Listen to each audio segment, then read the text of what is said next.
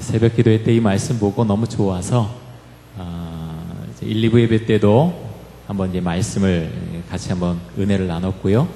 오늘 이 말씀 가지고 이 구절 가지고 함께 은혜를 나누길 원합니다. 오늘 말씀의 제목이 당신은 행복하십니까? 입니다. 좀 더 정확히 말하면 당신은 예수 믿고 행복하십니까? 라는 질문입니다. 그 제목이죠. 미얀마 선교를 이제 다녀왔죠. 이제 다녀오신 분들이 있고 또 그 팀 위에서 기도하면서 일주일 열심히 살다 오신 분들이 있는데 특별히 미얀마 다녀온 우리 선교팀 행복하셨지요? 예, 행복해요. 누가 뭐 로또 복권 당첨돼서 행복한 게 아니라 선교하고 돌아왔기 때문에 너무 좋은 거예요. 행복한 거예요. 오늘 이제 제가 행복에 대해서 같이 좀 은혜를 나누고자 합니다. 우리 그리스도인은 사실 행복을 향해서 그걸 목표로 향해서 나아가진 않아요. 우리가 지향하고 나아가는 것이 무엇입니까? 무엇을 향해서 나아가죠? 두 단어로 하면은 거룩이에요. 거룩. 왜냐하면 레위 19장 2절에 보면 하나님께서 내가 거룩하니 너희도 거룩하라 라고 말씀하셨어요. 우리가 누구를 믿지요? 하나님 믿지요. 예수님 믿지요. 성령님 믿지요. 삼위일체 하나님을 믿습니다. 그런데 하나님 믿으면, 우리 예수님 믿으면 닮아간다 그러잖아요. 우리 예수님 닮고 싶다고 늘 기도하잖아요. 무엇을 향해서 나아가냐면 거룩을 향해서 나아갑니다. 근데 거룩은 그래서 생각하면 거룩 그러면 뭔가 재앙 많고 뭔가 숨 막히고 아니라는 거예요. 그렇지가 않아요. 거룩을 향해서 나아가는데 그러면 기독교인들은 행복한가? 여러분 어떠세요? 하나님 믿고 내가 예수님을 제가 지금 말씀드리는 건 예수 그리스도를 만난 이전과 만난 이후를 이야기하는 거예요. 예수님 만난 이후에 뭐가 달라지셨어요? 달라진 것 중에 하나가 행복하세요? 묻고 있어요. 계속해서 제가 질문할 텐데 한번 생각해 보세요. 난 예수 믿고 정말 나는 행복하게 살아오고 있는가? 이철환 작가라는 분이 계세요. 연탄길로 굉장히 유명해지신 그런 작가분이신데 예수 믿으면 행복해질까? 예수 믿으면 행복해질까? 그 책을 썼죠. 우리 교회에서도 추천도서로 함께 또 읽기도 했는데 이철환 작가님은요. 삶이 무엇인가? 신앙이 무엇인가? 왜 삶에 고난이 있는가? 정말 많이 고민하신 분이세요. 특별히 병이 있어요. 이명증이 있어요. 여러분 이명증 아세요? 귀에 뭐가 막 울리는 거예요. 근데 그것도 증세가 조금씩 다른데 우리 교회도 이명증 앓는 분들이 계세요. 여러분 잘 모르죠? 저도 신방 갔다가 깜짝 놀랐는데 이명증이 계신 거예요. 계속 울려요. 근데 이철환 작가는 어디까지 울리냐 하면 마치 쇠톱으로 쇠를 자르지 윙한 그런 게 있죠. 여러분 한번 생각해 보세요. 1시간만 나한테 그게 울린다고 생각해 보세요. 이분 신앙이 굉장히 좋으신 분인데 자살을 여러 번 생각했어요. 못 살겠다.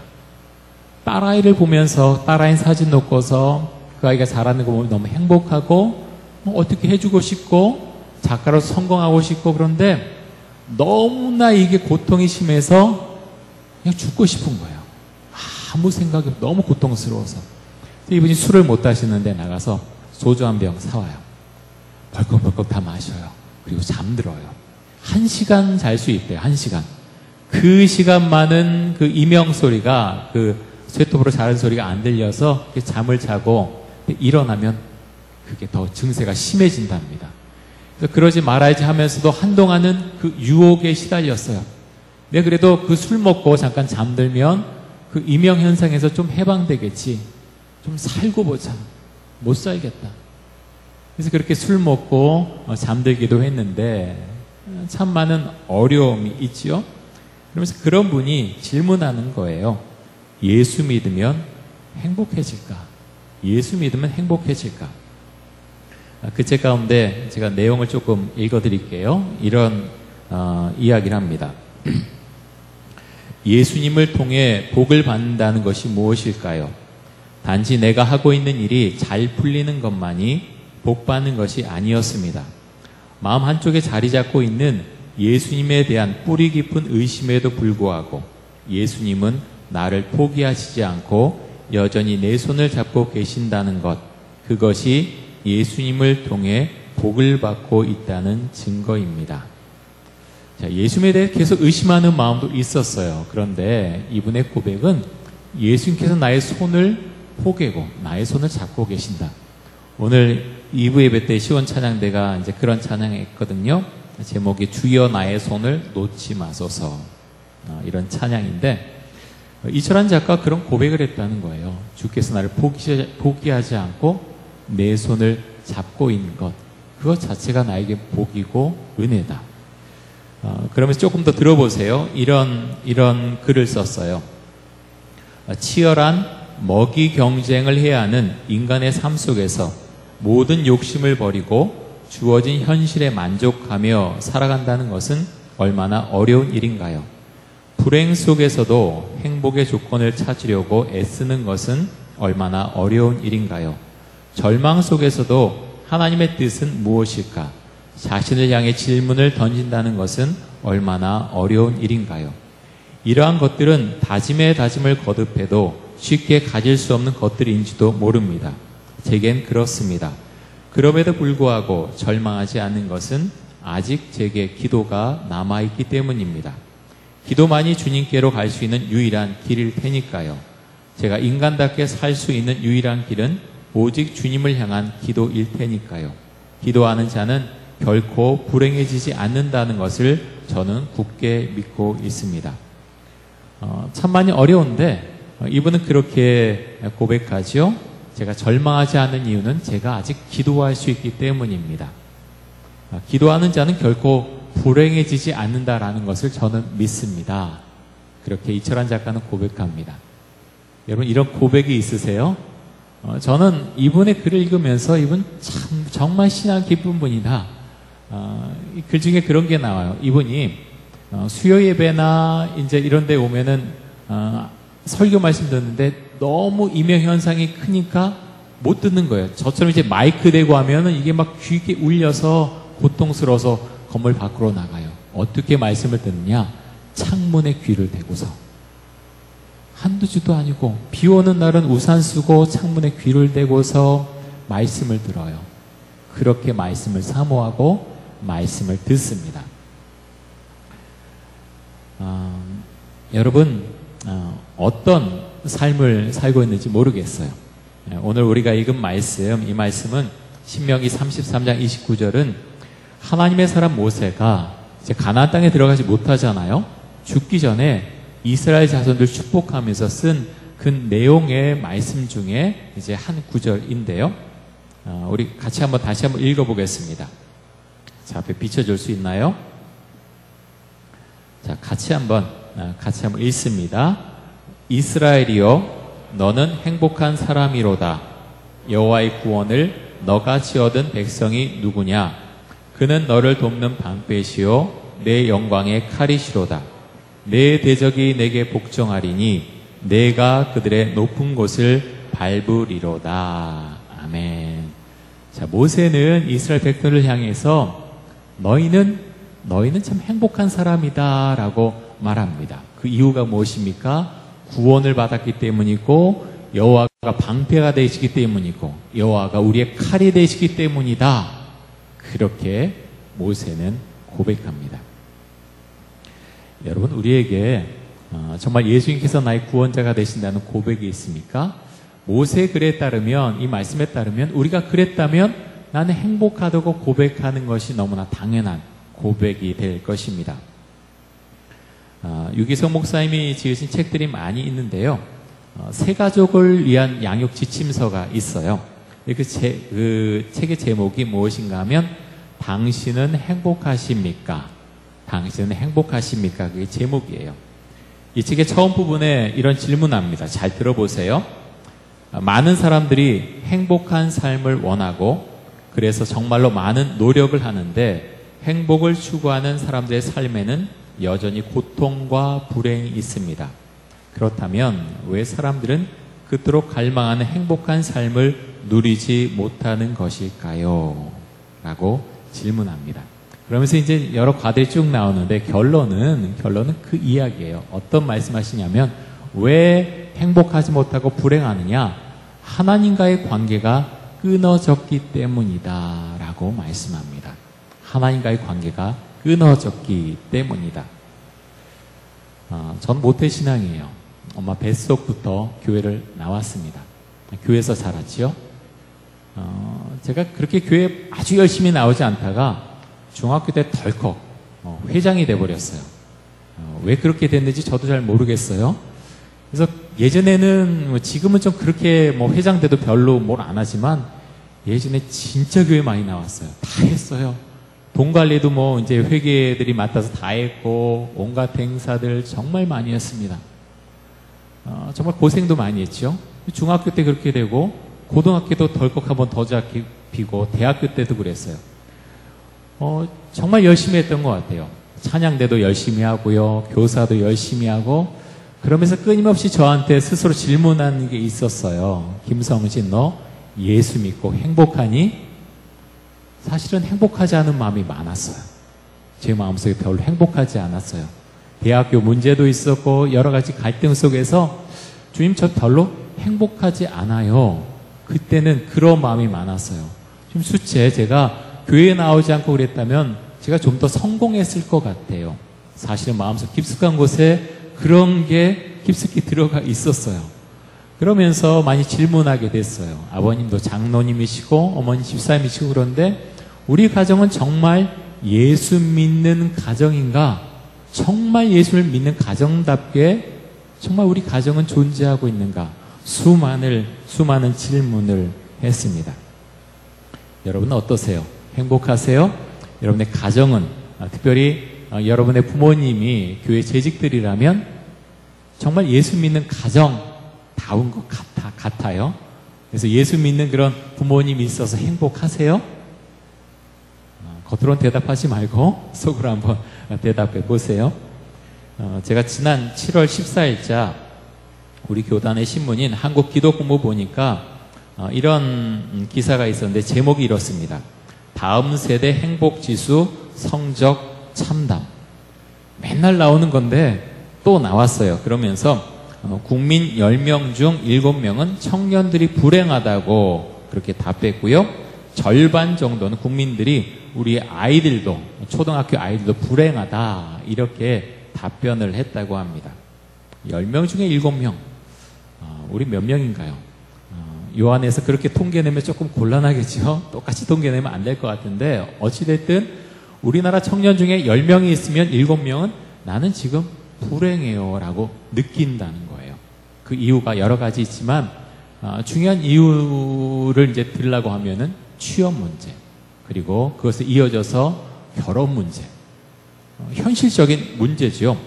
2017년도 우리나라 출산율이 1.03명이에요. 한 가정에 한 명이지요 사실은. 근데 2018년에 어떻게 예상하느냐 그 밑으로 내려가지 않을까 지금 예측을 합니다.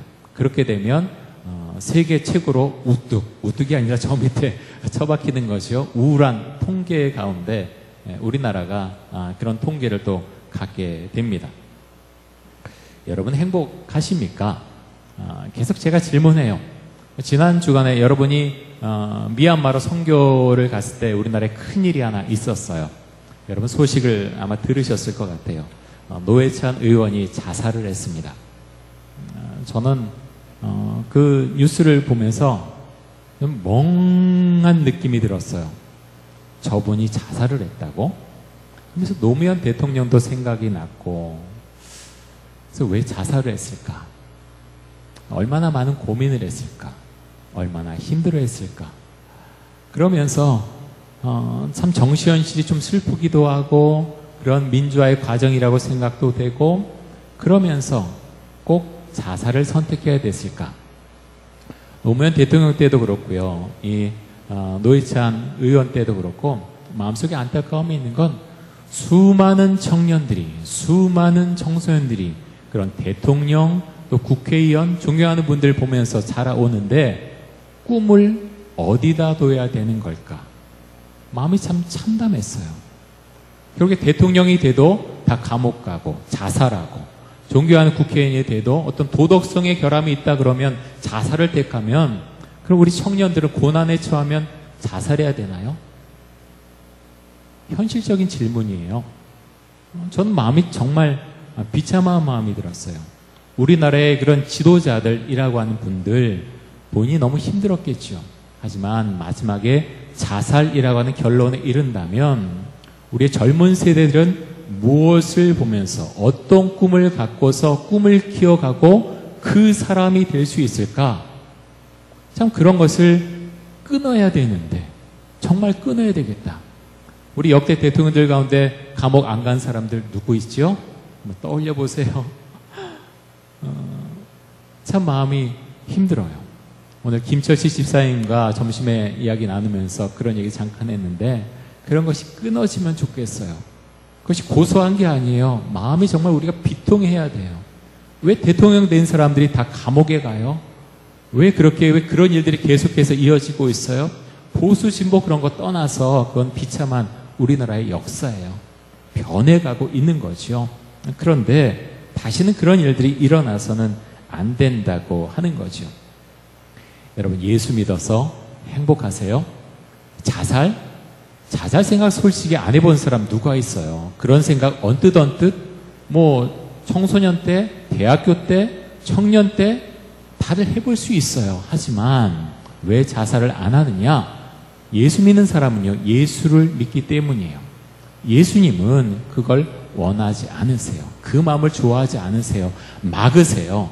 왜 자살하느냐? 하나님과의 관계가 끊어졌기 때문이에요. 묻지도 않아요. 여러분 중에 일주일 동안 마음대로 막 그렇게 생활하다가 여기 와서 위안받고 가야지, 그런 분들 혹시 계세요? 우리 어른들도 마찬가지예요. 그런 분들은요, 잘못하면 평생 동안 그런 굴레에서 벗어나지를 못해요. 오늘 제가 조금 이따 이제 말씀드릴 텐데, 다니엘 리더스 스쿨이라고 하는 대안학교가 있어요. 제가 새벽 기도회 때도 좀 말씀드리고 금요 기도회 때도 말씀드렸는데, 그 책을 이제 지난 주간에 제가 봤어요. 이제 김동환 목사님이 운영한 학교인데요, 다니엘 학습법이라고 하는 책을 베스트셀러를 냈던 목사님이세요. 이분은 서울대학교 종교학과 출신인데 서울대학교를 전체 수석으로 졸업을 했어요. 교육학을 전공해서 서울대학교에서 교육학 박사학위를 받았는지 지금 과정 중에 있는지 제가 정확히 모르겠는데, 그분이 학교를 이제 만든 거죠. 그런데 이 학교에서 매일 예배를 얼마씩 드리느냐? 얼마씩 드린 줄 아세요? 매일 2시간 30분씩 드려요. 새벽에 1시간, 점심 먹고 30분, 저녁에 저녁 먹기 전이나 후에 1시간씩 드려요. 그 공부하기에 바쁜 애들이 그 매일매일, 가끔 드리는 게 아니에요. 매일매일 2시간 30분씩 예배 드려요. 주일에는 공부 전혀 안 해요. 주일에 한 4시간, 5시간씩 예배 드려요.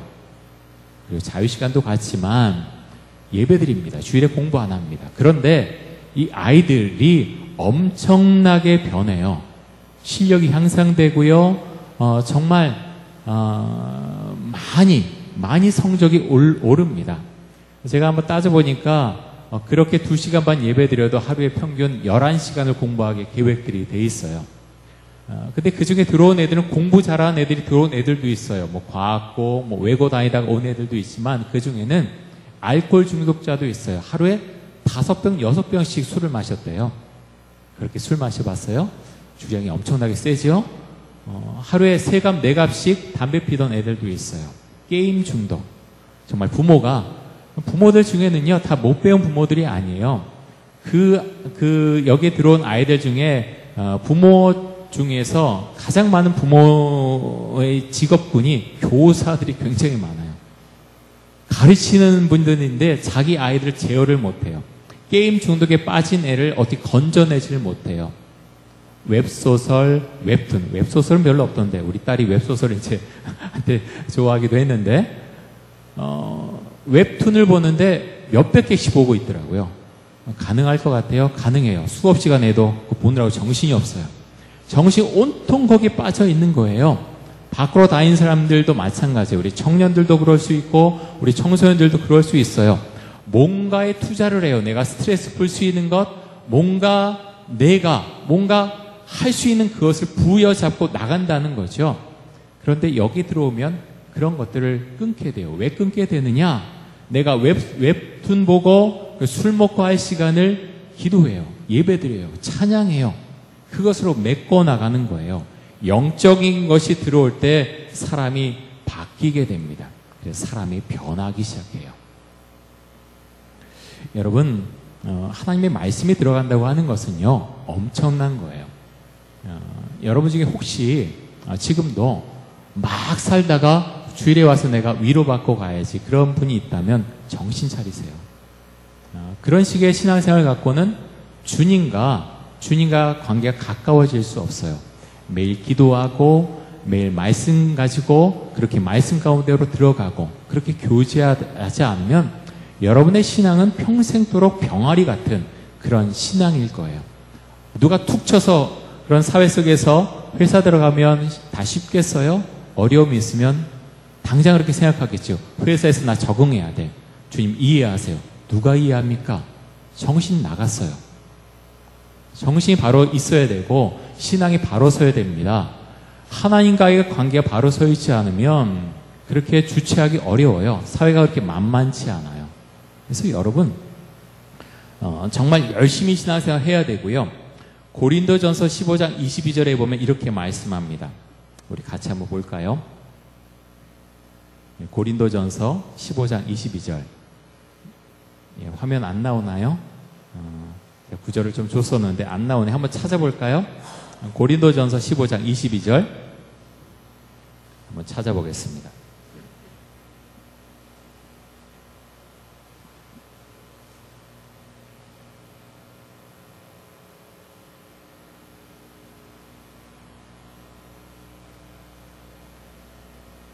우리 청년 중에 말씀 어디인지 모르는 분들은 정말 회개하세요.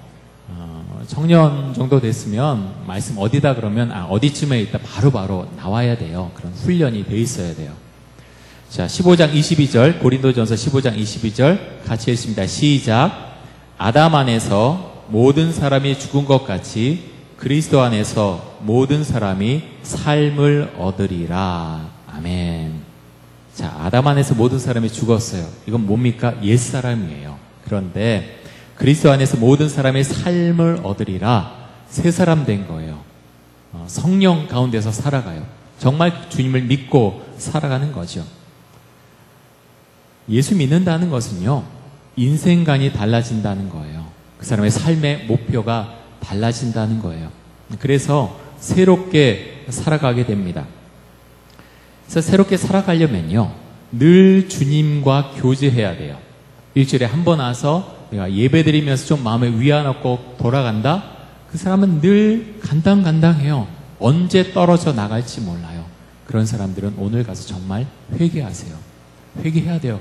끊어야 돼요. 왜 그런 대안학교에 들어가서 아이들이 바뀌는지 아세요? 말씀이 들어갔기 때문이에요. 기도가 들어가고 영이 들어갔기 때문에 정말 끊을 수 없던 술 끊고요, 담배 끊고요, 그리고 그런 웹툰 끊고 잘못된 것들 끊어 나가요. 다른 것으로 못 끊어요. 다른 것으로 여러분 끊을 수 있다고 생각하지 마세요. 말씀 가운데 들어오고 예수를 만나면 그런 게 삶이 정리가 되는 거예요. 그 안에서 예수님과 교제하게 됩니다. 자, 요한복음 15장 5절에 보면 이렇게 말씀합니다. 제가 읽어드릴게요. 포도나무 비유인데요. 나는 포도나무요, 너희는 가지라. 그가 내 안에, 내가 그 안에 거하면 사람의 열매를 많이 맺나니 나를 떠나서는 너희가 아무것도 할 수 없음이라. 자, 예수님 떠나서 너희는 아무것도 할 수 없다고 말씀하셨어요. 그런 신앙의 고백이 있으세요? 굉장히 중요해요. 예수님, 솔직히 그렇지 않아요. 제가 좀 떠나 있어도 제 친구 중에도요, 예수 믿지 않아도 뛰어난 친구들 많아요. 그런 걸로 혹시 위안을 얻으세요? 그렇지 않아요. 예수 믿는다는 건 그런 게 아니에요. 예수님 믿으면 예수님과 함께 가는 거예요. 그게 신앙이에요. 이철환 작가 그렇게 고백하잖아요. 우리도 힘들 때가 있지만 그럴 때 내가 위안을 얻고 힘을 얻는 것은, 내가 절망 가운데 있지 않은 것은 내가 예수님의 손을 붙잡고 있기 때문입니다. 내가 기도할 수 있기 때문입니다. 그것이 나의 소망이고 나의 힘이라고 이철환 작가 그렇게 고백하잖아요. 그리스도인으로 산다는 것 쉽지 않아요. 우리에게도 고난과 어려움이 있습니다. 고린도후서 6장 10절에 보면 이렇게 바울은 말씀합니다. 중요한데 같이 한번 찾아보겠습니다. 고린도후서 6장 10절 한번 찾아봅니다. 고린도후서 6장 10절.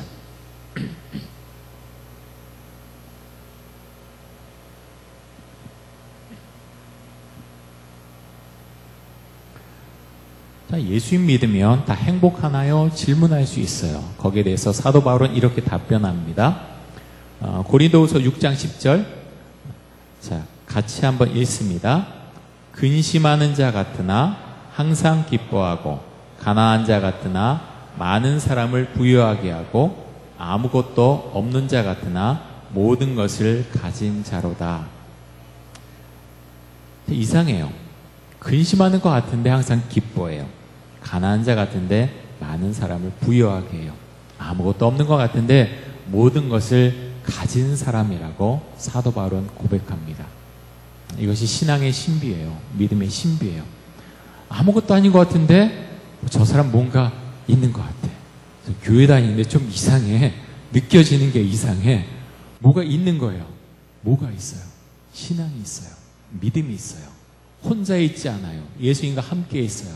그래서 미래를 계획해요. 절망 가운데 그렇게 잠깐 그렇게 마음속에 올 수도 있지만 그대로 그냥 두지 않아요. 왜 그래요? 기도하기 때문에 그래요. 주님과 함께 있음을 믿기 때문에 그렇습니다. 자, 야고보서 1장 2절 우리 이 말씀도 한번 찾아볼게요. 야고보서 1장 2절.